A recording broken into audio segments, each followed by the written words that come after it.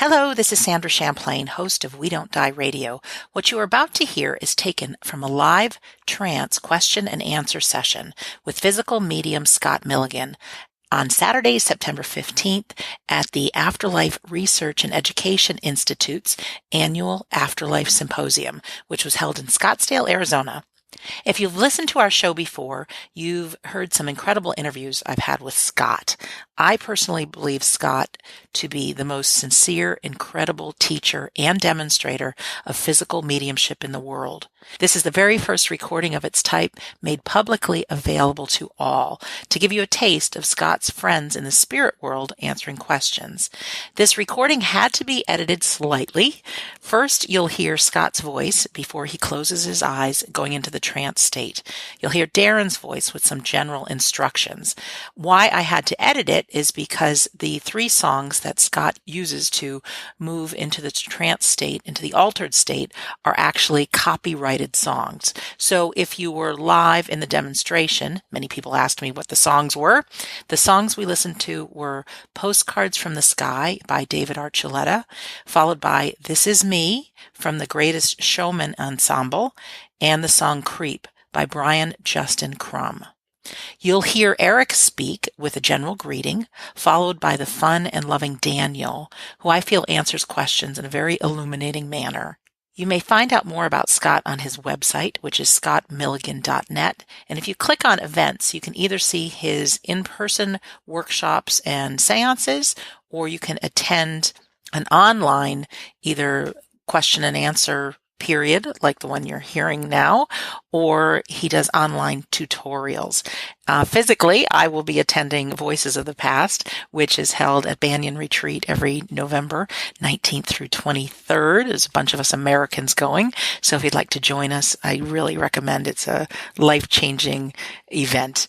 Online, his next course is called Physical Mediumship, Dispelling the Myths, and it's for anyone who's interested in finding out more about trance and physical mediumship, and you can join the class at any time, even if it's already started, and you don't need to be present to participate. You will be emailed all the videos, so it's okay if you're not live. Also, he's got a 30-day refund policy if you're not 100% satisfied. So Scott Milligan is one of my favorite people, and he's a great tutor, and you can find out more on scottmilligan.net. So now sit back, enjoy the inspiration and the profound words that come from our friends Eric and Daniel in the unseen world. Those who know me, this is nervous Scott. And I would like to thank you all for trusting me this morning to sit with the world we call unseen, but changed my life many, many years ago. So I would like you to come on a journey, but before that, just to paint the silence with that very warm and happy and uncomfortable at points introduction. So I'm going to hand you over to Darren. I'm just going to get the music sorted because for myself, it just takes me a few moments to blend with the unseen world. And with these songs, when they're being played, just send a thought to those in the world unseen. And trust me, the spirit people hear our thoughts. So just think of those who you love and think of those who have inspired you. And just allow that power to reveal the truth to us today, okay? Is that all right? Yes. Perfect. Okay. Morning, everyone. Sorry. Good morning. Is everyone happy this morning? Yes. Cool. Look, I sound weird through this. I can hear myself. Just before we start, just there's a few ground rules I want to go through. Once the demonstration starts, we ask kindly that nobody leaves the room. That's more out of respect for the other world, because obviously when we're getting communication from the other world, what we don't want is people sort of leaving halfway through. I think it takes a lot of effort for them to come up and commune with us. And the last thing we want is people sort of walking in and out of the room because we find it a little bit disrespectful for the other world. Is that okay with everyone? Yes. You can take photos if you wish, but we do ask that you turn the flashes off. Because once Scott's in his trance state, he's quite sensitive, so any sort of light can bring him back. And hopefully, we don't know who's going to come through in this session, but hopefully at some point during the session there will be an opportunity for you to ask questions. But what we ask, if you want to ask a question, place your hand in the air, and we've got the lovely assistant Anne down here, and there's Becky somewhere in the room, I don't know where she is. they're going to take the microphones and bring them up to you, because if you're at the back of the room and you want to ask a question, it might not necessarily be heard down the front. So if you want to ask a question, place your hand in the air and they'll come up to you with the mic and just speak nice and clear into the mic. Is that all right? Yes. Cool. And the one thing I ask, don't be shy. We do so many of these demonstrations, the communicators come through and they say, does anybody want to ask a question? That's the response they get. So don't sit there shy and nervous. If you've got your questions, think of question now. Because what usually generally happens, I say, anyone got a question? The room goes silent. And then it's like pulling teeth. One person will ask a question, and before we know it, towards the end of the demonstration, everyone's hand's going up in the air, and we don't want anyone to miss any opportunities, any questions. I know I've spoke to a couple of you over the past few days, and some of you have had questions to me, and I said, well, leave that question and let the other world answer it for you. So hopefully you're in here today, so I know there's a couple of questions already planned.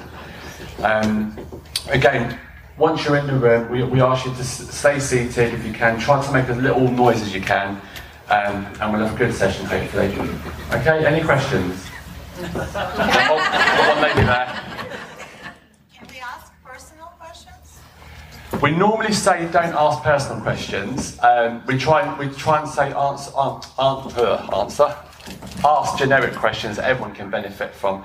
However, I don't want to restrict what anyone does, and I'll never restrict the other world. And we have had people ask personal questions in demonstrations, so I'm not going to say no, but I don't know if they'll answer it or not.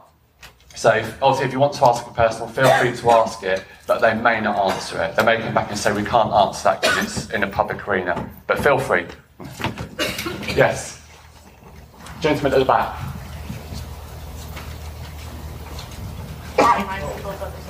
Yeah. I have a general question, not personal. Do you always connect with someone who speaks English?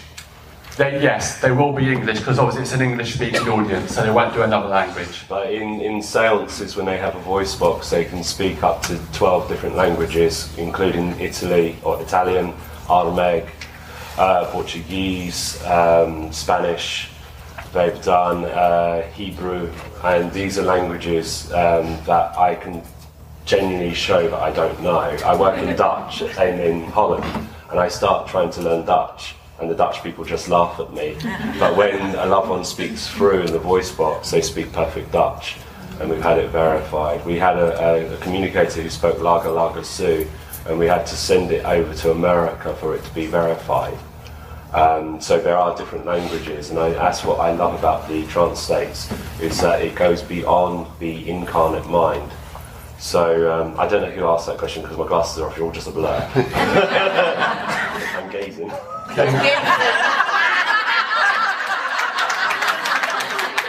I know there's a few of you still have your hands in the air, but unfortunately because time's against us, we are going to have to start. So, Address cell phone etiquette. Yes, good point. Can everyone just make sure your mobile phone's on silent or switched off? Thank you. And what we're going to do, we're going to just play 3 songs on the iPod just to allow his mind to settle, and then we'll get started, okay?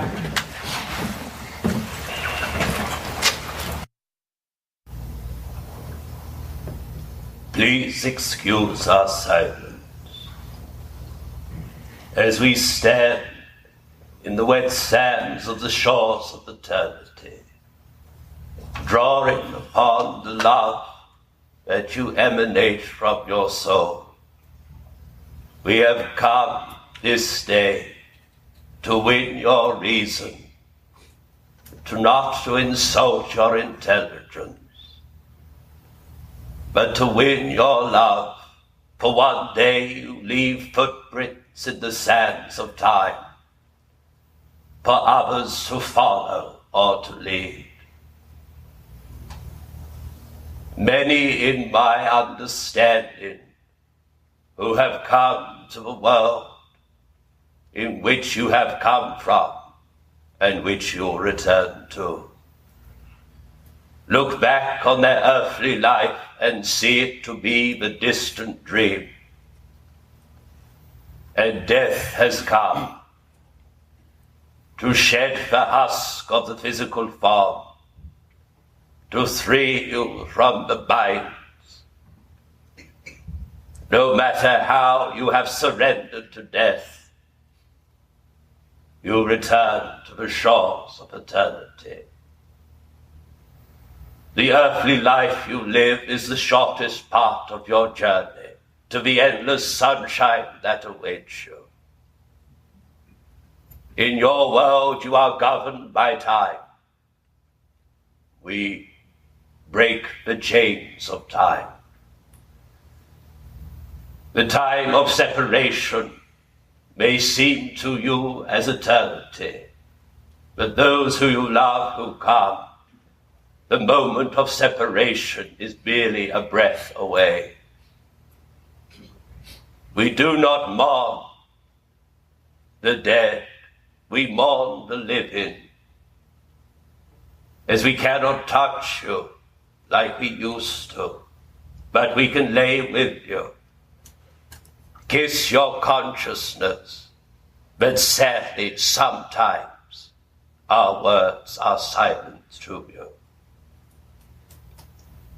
Death robs us of a voice, and through certain individuals we will find our voice once more. One day, through certain individuals, we will walk once more, and our footsteps will echo off the walls of your centers and churches. Death is a friend, but it is the greatest lie that has ever been told, as we are only dead to this world if we are forgotten. And on this day, seeing each of you, you have brought back to life the so-called dead. As we have said on numerous occasions through the one we love, in your world people leave you, in our world people join you. Never again will you feel the separation that has come from the mortal death. As I have said, I come to you to win your reason, not to insult your intelligence. For any word that is uttered through the one we love is dipped in the oil of love. And if it doesn't sit right within your hands, allow it to slip through your fingers like water. Anyone from my world cannot tell you what you should or should not do. You are born with free will of choice, and choice comes as a cause and effect. Through a course of action may affect the outcome. If anyone from my world tells you you must, it comes from the mind of the one we love. As we sit in this sanctuary of peace, we celebrate life beyond life. As we have said again and again and again, no one is lost. When we hear you say, I lost my father, lost my mother, shows you've been very careless, because no one will be lost. Therefore, no one is found. Dying is the easy part of life. Living, that is difficult. And of course, when you look at your life and wonder, we look at your life and know. We know your intent. We know the reason why you are here. As each of you have drank from a cup that death himself has poured. I have not come here this day to allow these words to sit heavy upon your mind. But of course, I wish to share thoughts with you. Maybe see with these words that plant seeds within your consciousness, how one day the crops will grow and you will harvest what you have sown this day. Can I bring your loved ones to you? No, I cannot. You are the ones that bring your loved ones. Life is like love. It can never die. You are eternal, but you think within the linear of time. When you look upon this matter, soon my voice will be a distant memory. Yesterday is history. Tomorrow becomes the mystery. But if you fill your minds with these thoughts, how can we use you if you do not live in the moment? How can we dust your consciousness? How can we speak through you if the mind is occupied? One day the sun will rise and you will not see the earthly set. When you stand in front of death, will you look at your life and say, I have truly lived? Have no regrets, as one day as you close your eyes, you will awaken and see all those who have gone before you, animals or people. They will stand in front of you and will wipe away the tears of fear or anguish as you step into love and compassion. The purpose of all communion is to inspire your minds, to remind you of what you already know, what you have come as you were born to this world with amnesia, forgetting where you have come from, sleepwalking through your existence, and then being woken by the eternal voice. Others in your world will remain sleepwalking and will never understand under your sun the world you love. But when death comes and the body returns to dust, they will realize then that they are eternal. I understand, even though I speak of no time, but you are governed by time. But I find it very peculiar that you in America have so many different times. What perplexes me more, that people in the United Kingdom has a different time to you. So when you say, does the past and the future exist as one, we say yes. But a broken clock can only be right twice a day. So break that clock and be free from the chaotic mind of time. Time steals your experiences away. Time is the thief. But we will wait patiently for you because we love you. As time is against us, these are the words I wish to share with you. And another will speak who is more familiar with you to continue to share my thoughts, but the thoughts of eternity. I wish you a wonderful festival of coming together in the union and celebrate the eternal spirit.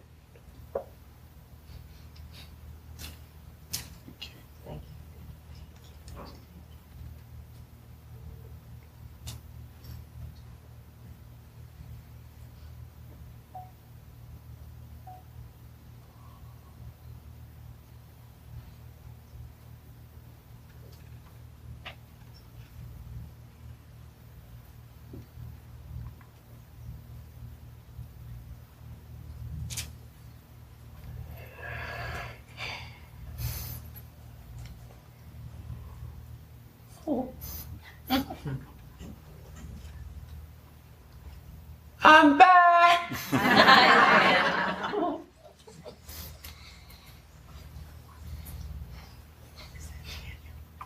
Yes, it is, Ducky.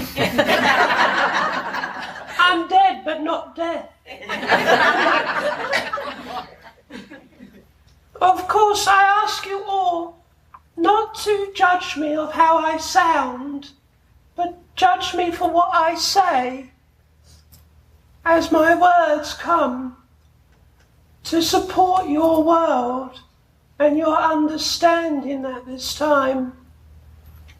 For those who are more familiar would know that I sit more in darkness to speak to you, where I have the freedom of a voice box and a more richer tone. But part of my understanding of development is to answer questions of inquiries and hopefully melt away the fears or doubts that you have within your mind. I ask nothing of you besides your friendship and your love. There's nothing that you can give me in coins or gratitude, because I cannot take it with me. But I can take your love, and therefore I'm the richest person in eternity, you are. You've made me someone who shines a little brighter in the knowledge that I have love.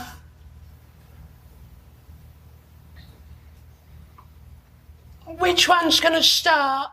Is it ladies or you? Ladies first, so. You're right there, Dad. Fantastic. Nice to see you. Well, you're not really seeing me, you're seeing him. I know. And as you know, he's a bit more fatter than where he was last time. What he doesn't realise is that I have to lift him, you know, in the seances with the chair. And the more he keeps shoveling in his mouth, the harder it's becoming. I'm sitting underneath him, huffing and puffing, trying to lift him up, and then he's going, oh, I have another chip, or another this, or another that. He'll go pop one day. So let us proceed in the usual manners. Very good. Do we have any questions? Or what questions do we have? Yes. Hello. Hello, Ducky. You all right? I'm great. How are you? Well, I can't complain, love. I'm only dead. When you're dead, you've got nothing to gripe about, you do. Yeah, no. I was curious. My curious mind wants to know the power of prayer. How does it assist the soul, the receiving end? Those who are alive and walk among this physical world, and those who are in the spirit world, like yourself.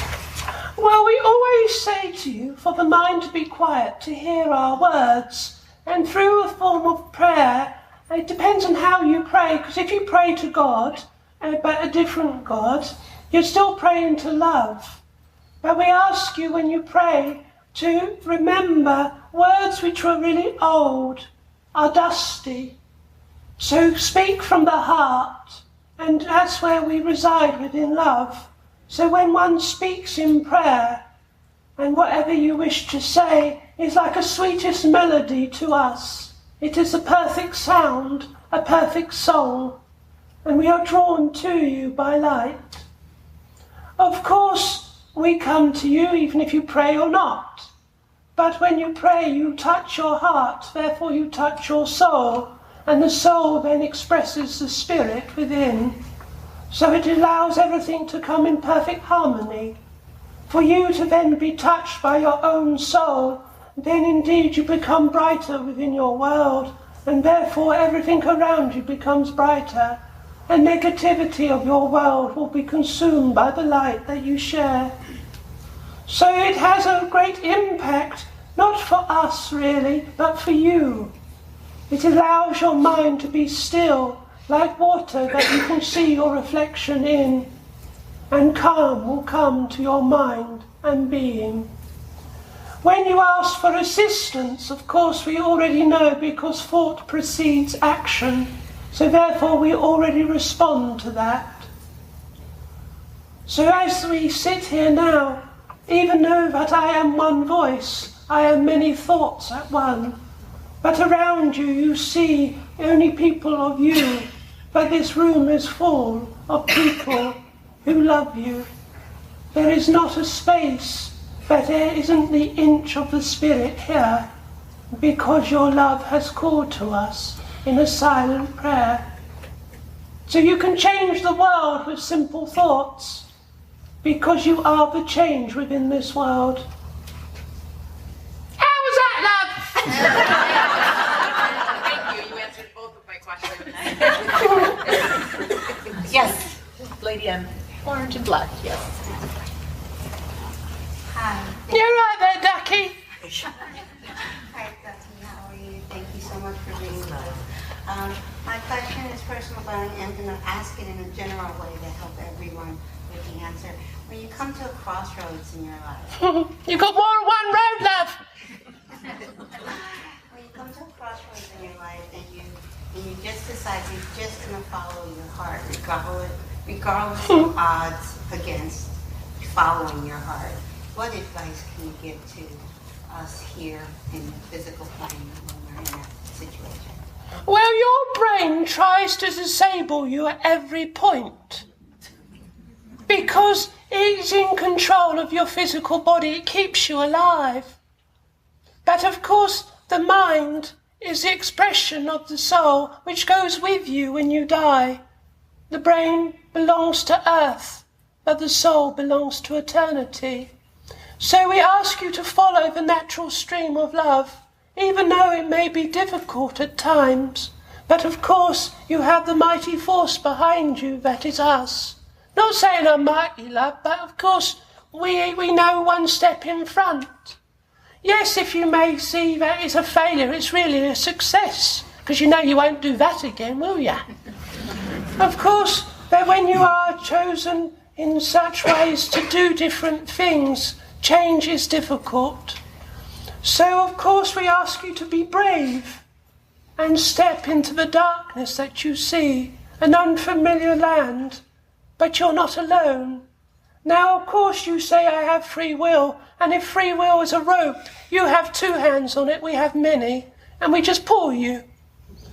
Of course, if you sway from the path, then indeed you'll always return to the same destination that you would have walked to if you had chosen a different path.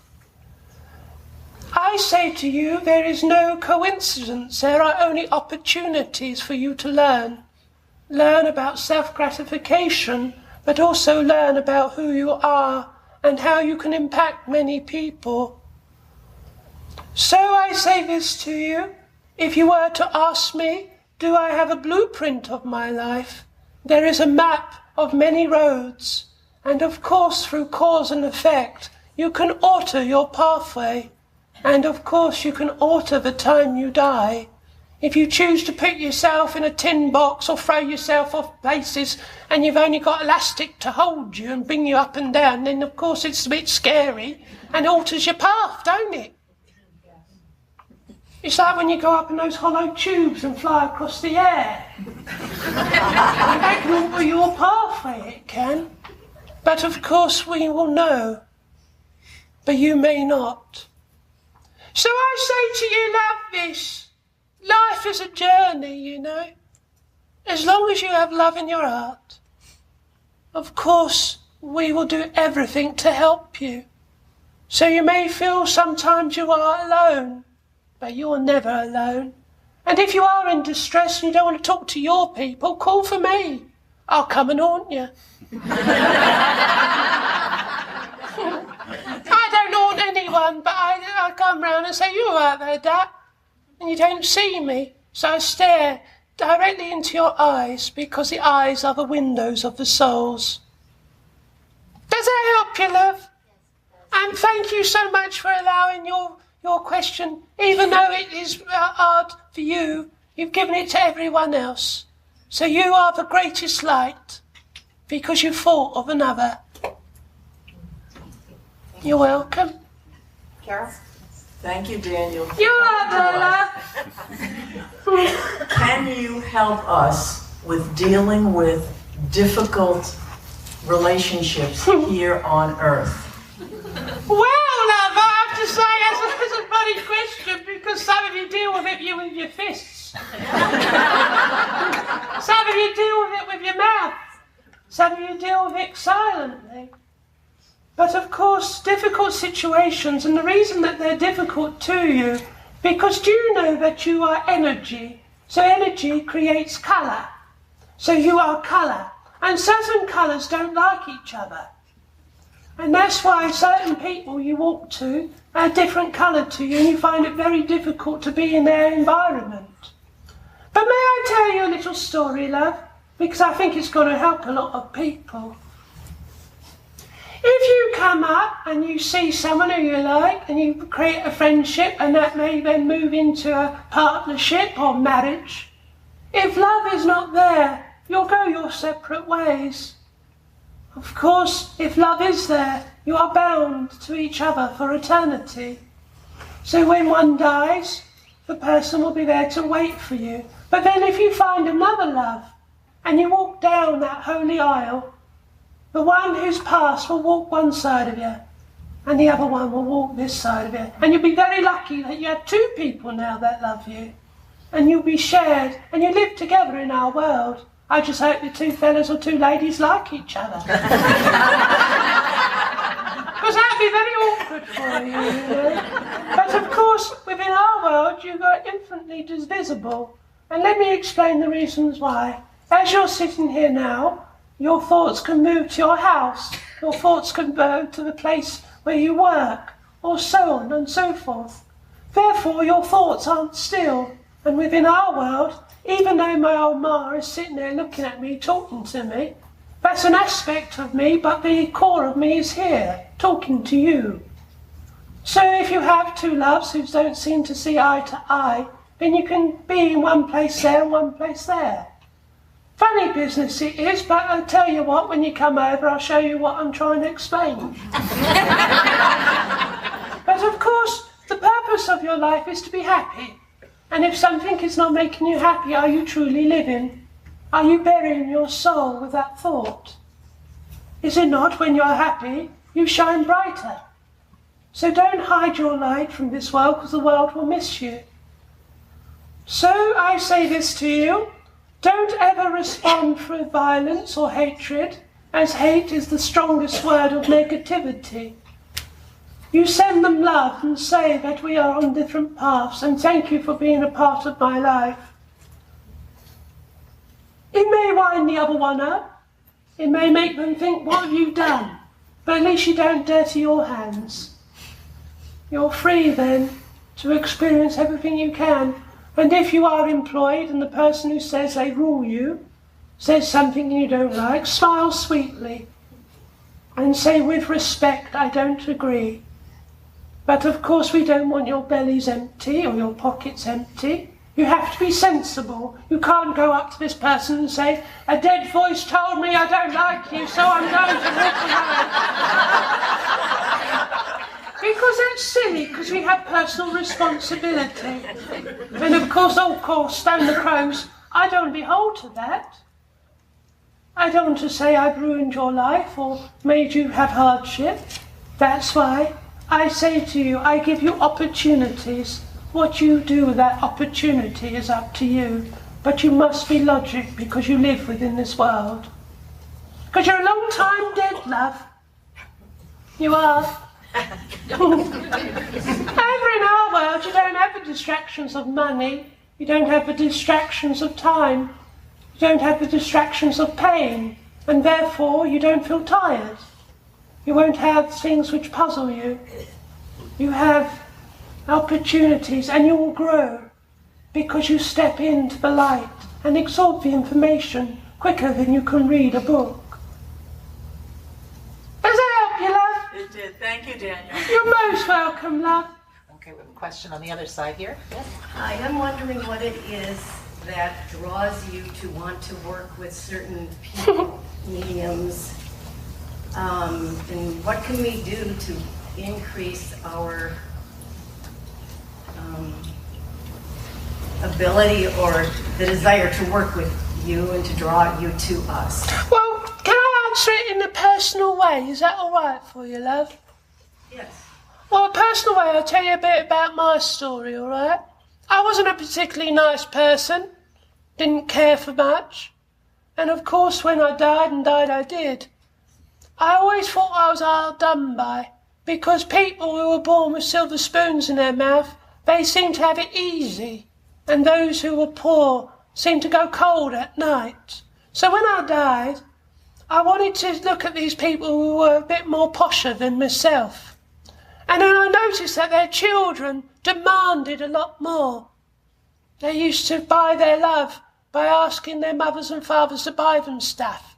So I thought I was doing a service, so I started to shake their beds at night.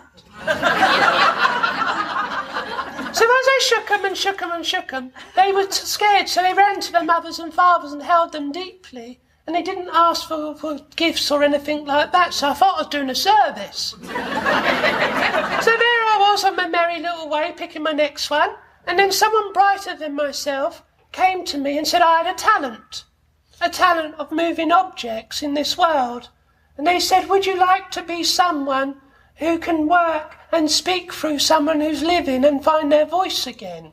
Well, me being a nosy person said, well, all right then, didn't take much.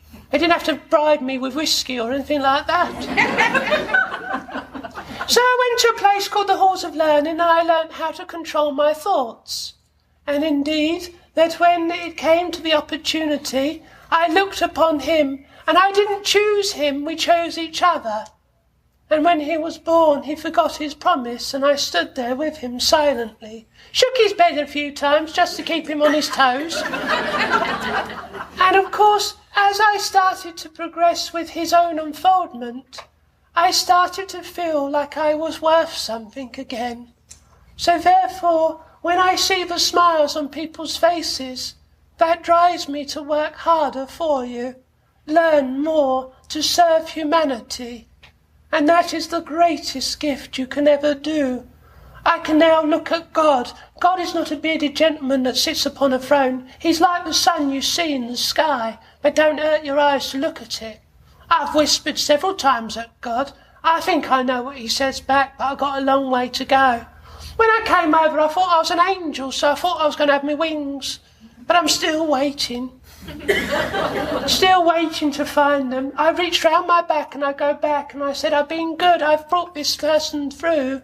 I brought this person who has lost a person. And I say to God, can I have my wings yet? And I'm still waiting. But I see others over here and they adorn the wings and halos because it helps you to accept us. They help you to accept what we do. I think if I was posh and prim and proper, I don't think he'll like me. He likes a broken record and chipped teeth. So I think that's why we work well together. But for you to have a deeper connection, I ask you to love yourself. I ask you to stand in front of the mirror and look at all your bits and bobs and say, that's me and I'm happy with it. Accept who you are. And therefore you are honouring your spirit and soul. And therefore your soul, when it seeps to the surface, then the connection between our world and yours becomes stronger. We ask you to sit quietly for the reservoir of power to refill, so we can go to the deepest well and pull. And then you can drink the power that you provide. We ask you to think of another. But service to our world isn't necessarily someone who sits upon a platform or sits in front of someone with healing or words or, of course, manifestations. The true art of spirituality is smiling at someone you don't know, helping them on their journey back to eternity. That's true service. And that's what I ask of you, to serve this world and serve each other. Each of you here may look different through colour or creed or sexuality, but the soul has no colour. It is the same. But still people divide themselves. Still people create war and anguish and upset because they look different or act different. That all fades away when you die. You're just a bone bag, you are. Some of you are a bit tatty. Some of you are a bit threadbare. But of course we love you nonetheless. That's how I ask you to serve with a better connection. Laugh at yourself, but love yourself at the same time. Thank you. You're welcome, love. You all right there, love? Didn't ask you if you were okay. I'm okay. Good. Yes. I'm happy about that. It would be nice if she turned around and said yes. Yes. Okay is a scale that allows you to tip either way. Someone has a microphone over on this side. Okay. Yes. Thank you. You're right there, Ducky. Okay, it goes actually back to the power of prayer question that was asked behind me. A lot of times there are prayer groups, groups of people that pray for like one person. Is there any benefit to having, if somebody is ill, to having a prayer group pray for them as opposed to an individual praying for them?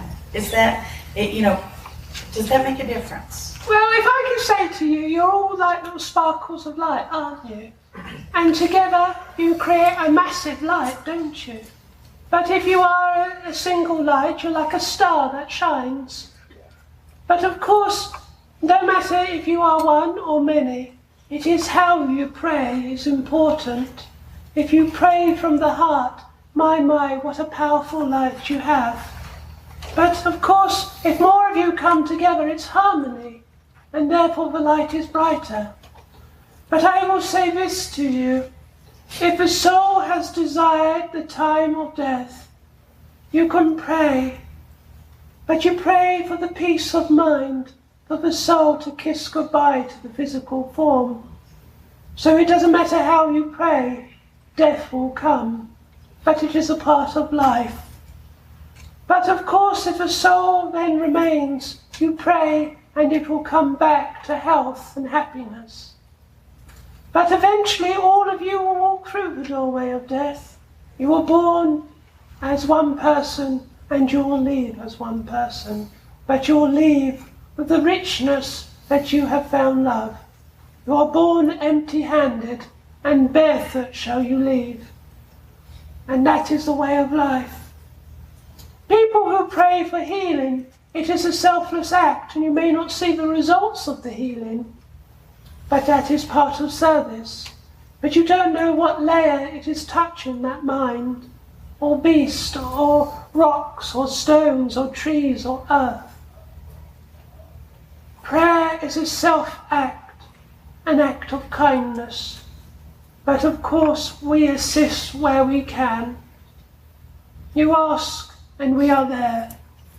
We'll do our best. And if it is God's will, and if it is asked of me, I will climb to the highest mountain and stand on my tippy toes. I will stretch out my hands and I'll grab a star and bring it back down and give it as a gift to you, because you are the stars that we see that shine so brightly in a world which is extremely dark at this time.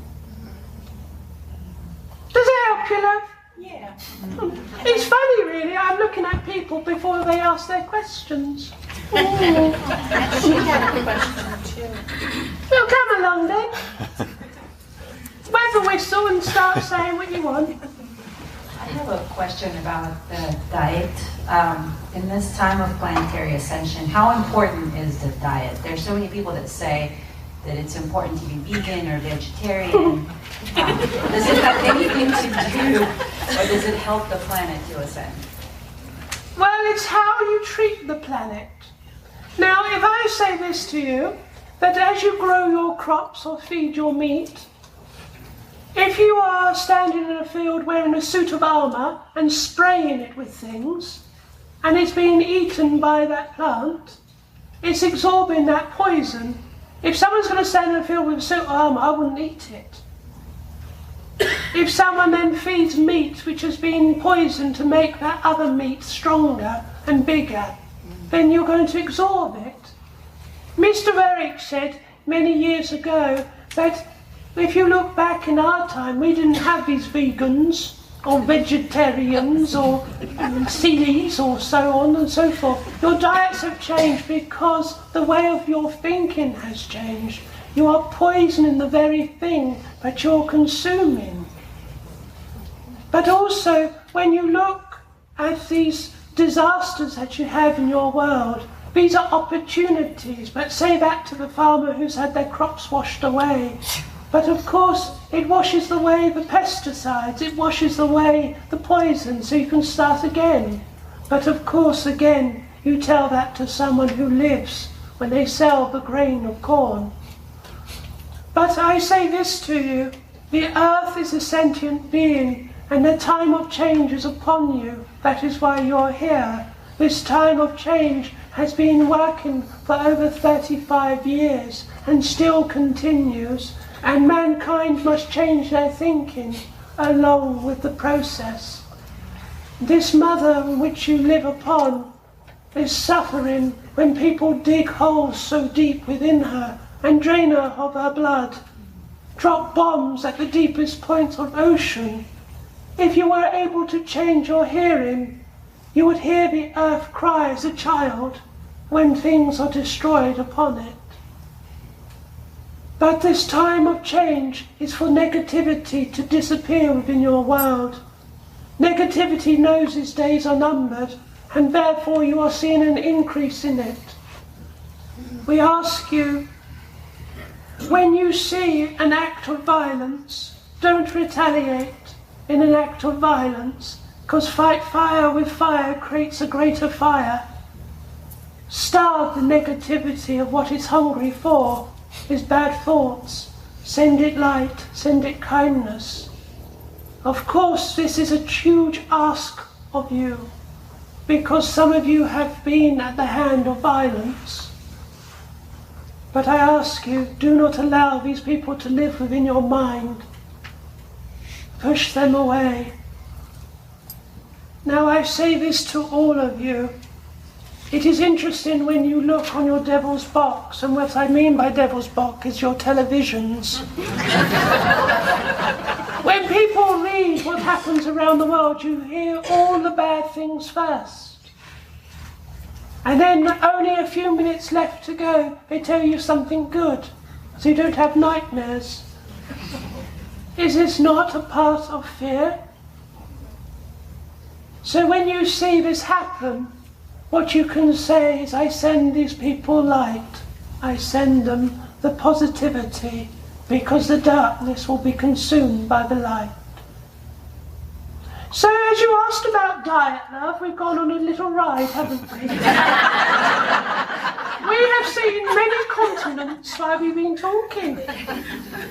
Like him, he's been in different countries and different states.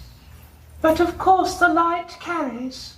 So I say this to you, if you wish to eat what you wish, as long as it sits well within your being. Him in the chair can't eat cheese anymore. And those who come to seance knows the reason why. He produces another form of apportation. And let's just say it's a river. A river of love. So his own sensitivity has changed. But you see him, he's stuffing his face full of this, that and that. It doesn't make him any less of a worker. It just changes his form, and therefore he gets tired. So whatever you put in your body, it is like what you put into a car or automobile. If you put good things in it, it will go a great distance. If you put bad things in it, it may only go for a short distance until it feels cream-crackered. Does that help you, love? Thank you. How about this lady here? Yeah, it's you. Put the sunglasses on your head. Can you hear me, Daniel? Of course I can, love. I'm just wondering if you can tell us how those of us who are on this journey of enlightenment can best share this with the world, those around us who aren't ready to, or who aren't accepting of it. Well, all I say is tell them to hurry up and die.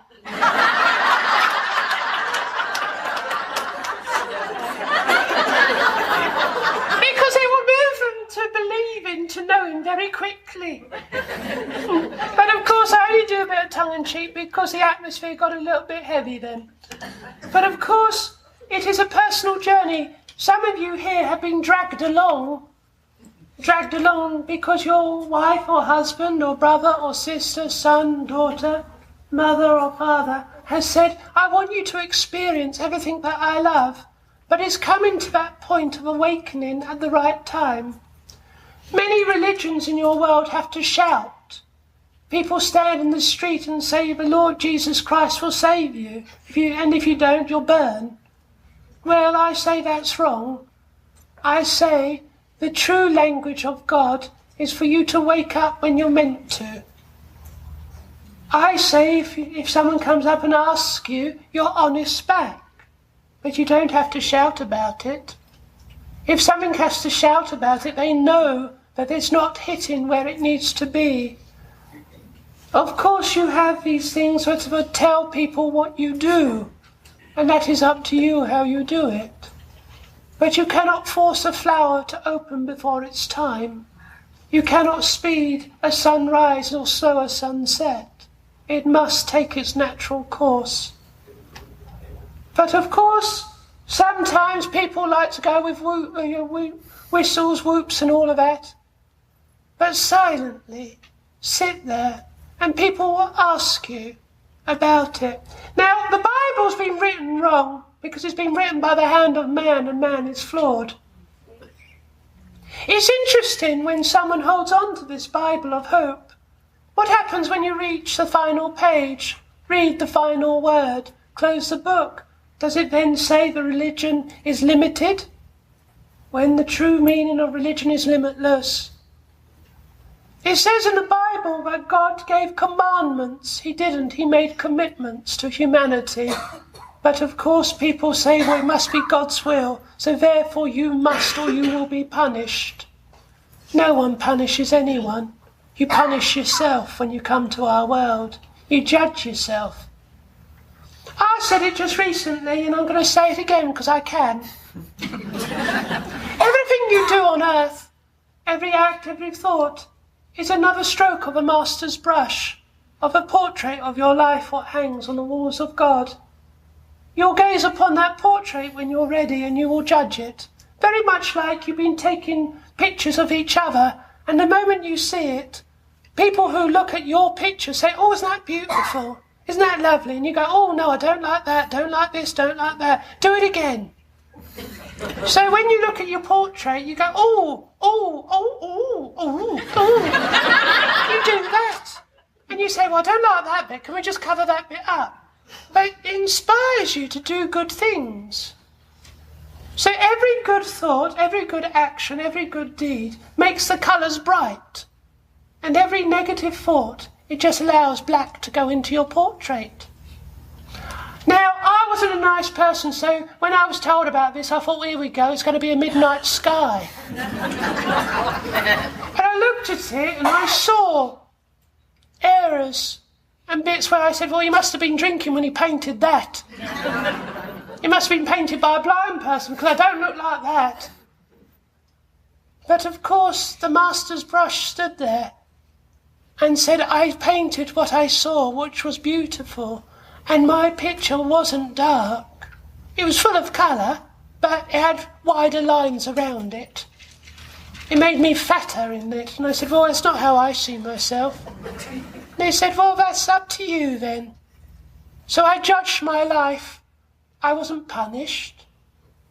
But I said, I want to make that better, and that's how I did of service. Does that help you, love? It does, thank you, dear. I bring you smiles. Next question. Yes. Hello. Hello, Ducky, you all right? I'm wearing black today. Are you? Well, black is a colour, you know. My question is somewhat complex, but I'm going to make it as simple as I can get it. But don't wrap your words up, love. Say what you want. Okay.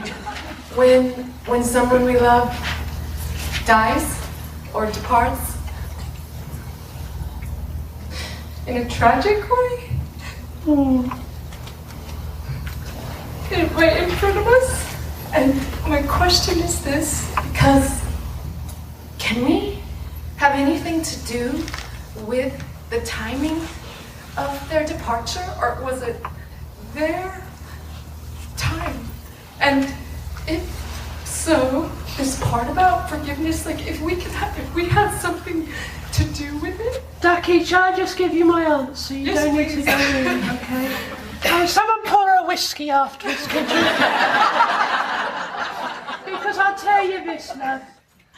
Sometimes things happen, and we don't know the reasons why they happen. But of course, things through cause and effect may cause someone to leave you or leave each other. But if it was traumatic, you are left with that memory, but they are not. They're only reminded of their passing when they come back to talk to you. But they see it in a different way. All they want you to do is to be happy and try to live again. But wherever you go in life, the people you love will always walk by your side.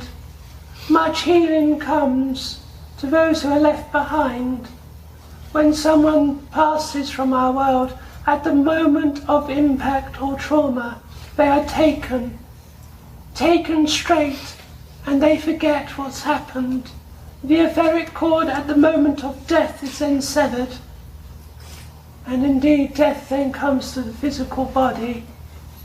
But may I share a little more with that? It will help a lot of people, because you are the shining light that has surrendered this thought for others to learn from. You have conditions in your world called dementia and Alzheimer's and conditions that plague the mind. When someone has these conditions, you watch them, and sometimes they revert to being a child. They're happy, but then you become distressed when they're reminded that they are different. Sometimes you see the person and you say, that's my mother or father, and other times you see this person say, that's not them, because they are more over in our world. They're lucky because they can then move to our world and then come back. And slowly you come to terms that the life of the one you love is fading like the stars in the morning sun. Of course, when death comes, it can be traumatic for the body, because the brain knows now it has served its purpose and cannot control anymore. But rest assured, love, for anyone who has been touched by the same thing as you have, or others, we come to give you much love and much healing, and of course the one you love is here and is holding you close because they love you. They ask nothing for forgiveness. They normally say sorry that you are here feeling the pain of grief. They want you to live. They've got houses over here prepared for your arrival, but they want you to live as long as you can and allow them to live within your hearts. So those who think they ask for forgiveness, don't. There's nothing to forgive. So accept their love. And maybe tonight, pour yourself a drink and pour yourself another glass and sit in front of the glass and chink it and say, this is for you. I am spirit, and through this experience I'm going to help so many more people to stand once more when they have fallen to their knees because they have seen such pain. I fall out with God, you know, when children come to our world. But of course they continue their life here. They are with your family and friends, and those who want to experience lovely May. May's really big, she is. She's really fat. Because children like fat people. They like sweet. She's just got more of them to love, but but the only problem is they keep getting lost on her. She turns around and then there's another one squished against the wall. But they roar with laughter, they do. And the reason I'm telling you this story because I need to make you laugh because it's gone a little bit heavy. But little old May, well, there's nothing little about her. When she picks up the children, she has to extend her hands really far to get them over her God's lovely bits. Because if not, they keep getting knocks on the head. And then she goes up to give them kisses. She keeps saying to me she's going to kiss me, so I hide in the corner. Because something round can't fit in the corner. And she's going, honey child, I'm here, give me a kiss. And I'm like, no. And I quickly run between her legs and run as quick as I can. And someone that big can also run. But kids love her. So kids, they go to their schools and learning, but they have little old May there, and May roars with laughter, she does. And that's why those who have children that come back through him, May's the one what helps. Because she goes, child, just press against me. And then she pushes you into the form of ectoplasm. And she holds you there. She's a good old bird, she is. But she scares the living daylights out of me. She's that person my mother warned me about. It's important that we make you laugh, because that was a personal and serious question, and I want you to leave with smiles, but I also want you to leave with the knowledge of what you have said has echoed through our world, and those who love you have come to stare you in the face and give you the strongest kiss and the deepest hug. I hope that's helped you, love. Thank you. And may you have a lifetime of happiness. Lifetime of happiness. Thank you. Time is against us. Okay. Hello? I wish to say some final words at the end, but we will do one more question. One more question. There's a gentleman over on the... And this lady's got the lady at the back. I'll squeeze two in then. Okay. If we go Aaron's one first, yeah. And then we'll do the jobs. My mother just passed away. What was that, love? My mother just passed away. Aww. And I have a loft, and ever since she's passed, I've been hearing coins drop down to the floor. And I was wondering if anyone else has had that kind of experience of hearing coins drop, invisible on my bed. Well, I like to say they're pennies from heaven. But of course, if one has just passed, there is an intent to let you know that everything is okay. So you may start to hear the knocks and bangs. It's just someone getting used to knocking on your consciousness. Of course, you may hear what sounds like metal touching the floor. It's just the crack of power. But I like to say they're pennies from heaven, but you don't get pennies over here, do you? Yes. Oh, I thought it was all plastic.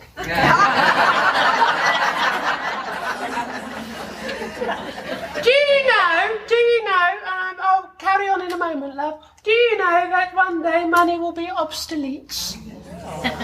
And you'll go back to the lovely way of bartering. You'll say, I would like a loaf of bread, and in return I will give you this. It'll be nicer because money has created so much war in your world. It's an energy which can be used good or bad. And sadly, sometimes it's used for bad. But of course, if Mother has just come to the shores of our world, they want to let you know that they haven't gone anywhere. That's why we don't like using the word dead. We call it migrate. They migrate to our world. And sometimes they can pick up a little phone and phone you to let you know they're all right. So, I say this to you. When one does pass, you may see them in dreams, smell them, hear them, because they haven't gone anywhere. You are the same person before death, without the aches or pains in our world. But you can be whatever age you want.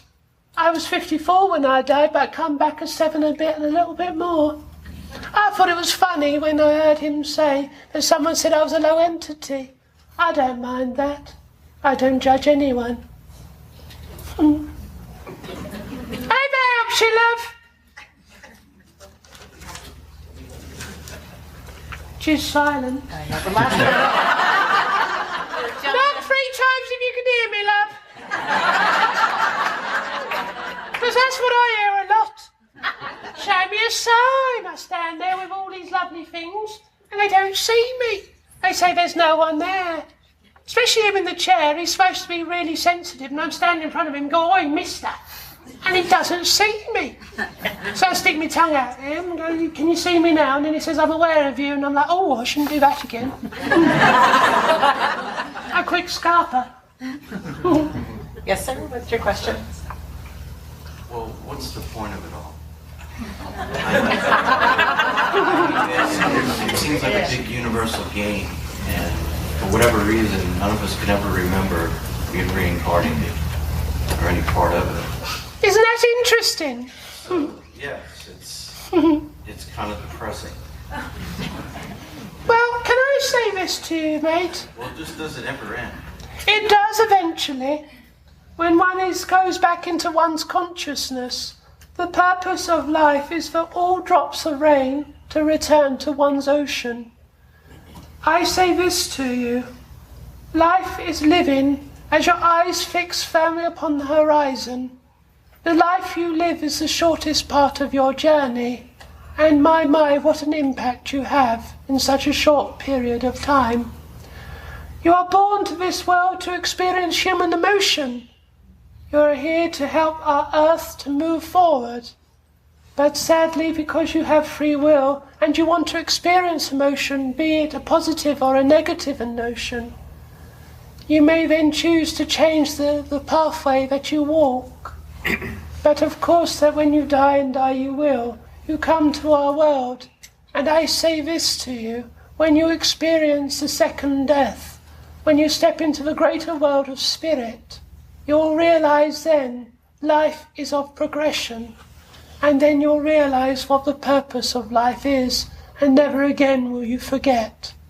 Of course, the earthly life you live has made you an individual of who you are. But of course, as you go further into the greater world, it is harder for you to speak back to this world.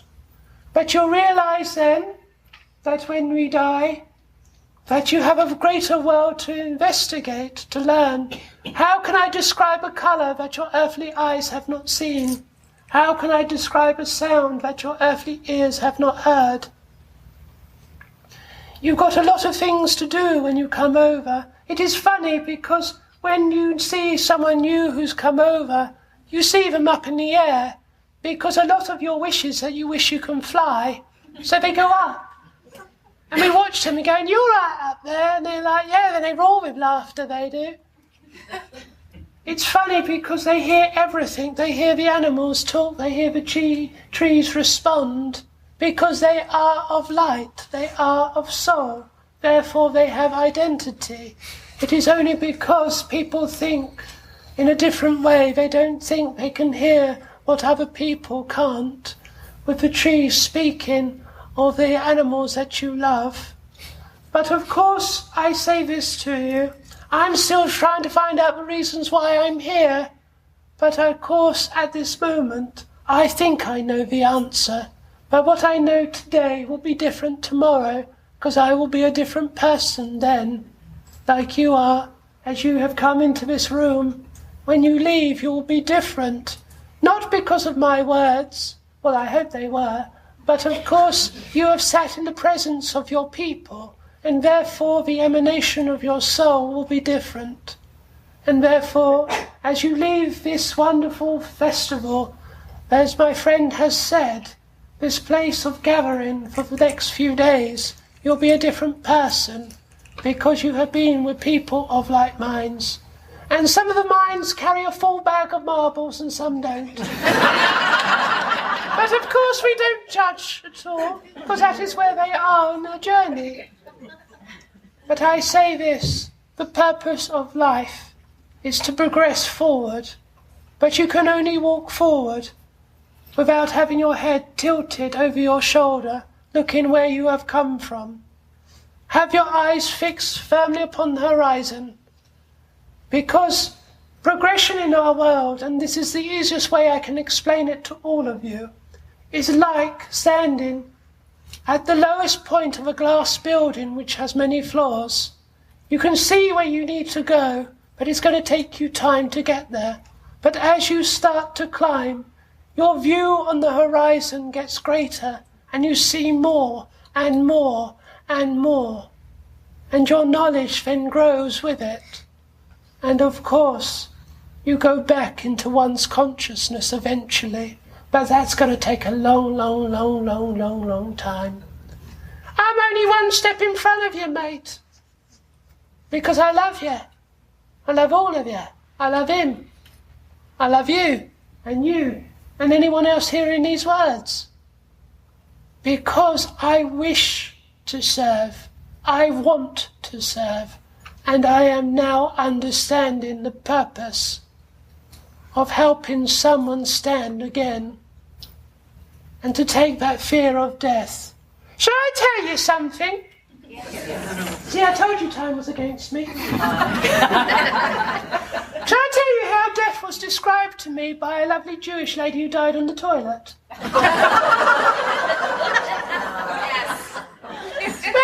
I stand at the portals when they come in, you know, and they're like little bits where we just step over the threshold, and we're there, standing there, saying that, you know, you crossed over, and I've been crossed over many a times, you know. But of course, I say to this lady, how was it for you? And Mr. Eric was there, because we like to know.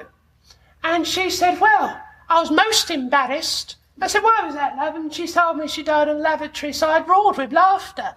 And I said, I'm so sorry, love, but I've never heard that one before. And she goes, I don't mind, but I wasn't wearing the right day underwear. So I said, well, at least you were wearing it, because I wasn't when I died, and she roared with laughter as well. So she described death to me.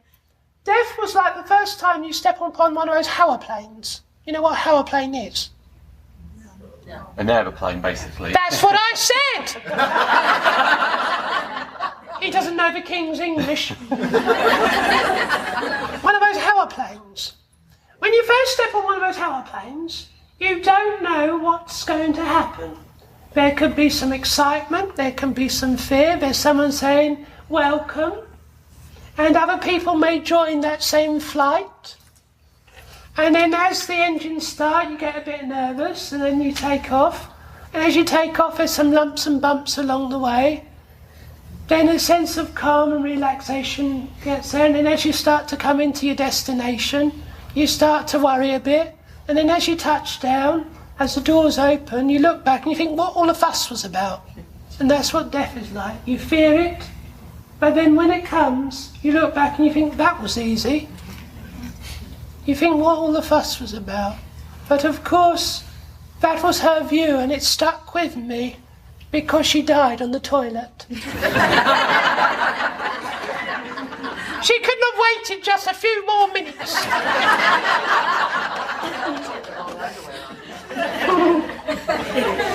But I hope that helps you, mate, or it may have confused you even more. Because there are no answers, there are only questions that lead to a greater question. Because I want you to ask more. It is like a trumpet that lifts in a seance room. What else can we do from that? As you are here assembled as one breath, you have touched many hearts, even though that we have distracted you with a voice. The light that has emitted from your souls have gone for great work within your world. It has gone for healing in a selfless act, so you have touched the lights of many. But as the candle light is spent and the perpetual light shines, as we blow out this light and we are faced with the reality, the true light, as no one will truly find the light of the sun by using the light of a candle. Blow out the distractions. Blow out all that holds you dear and imprisons you at this time. May I ask all of you, as we sit here in this sanctuary, may we feel the love of all. And once more I say, on behalf of the Austin Wish Circle, may God, however you understand God to be, bless and keep you, and the families that you represent here this day. May they also be filled with the love of the Spirit. So go from this place and make footprints in the sands of time to show that you have lived upon this earth and lived it with a gentle and kind heart. So I will leave you now in the silence for the healing balm to anoint your souls. And I thank you once more for your indulgence and your love.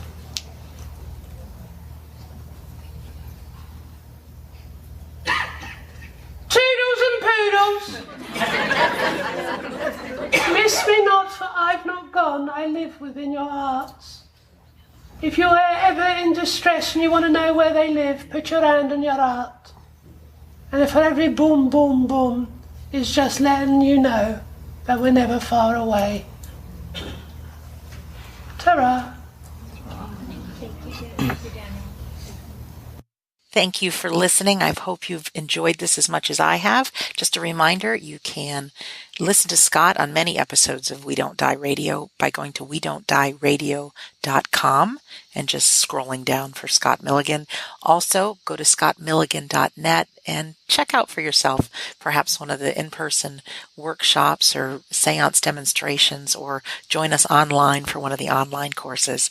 So thank you so much for listening.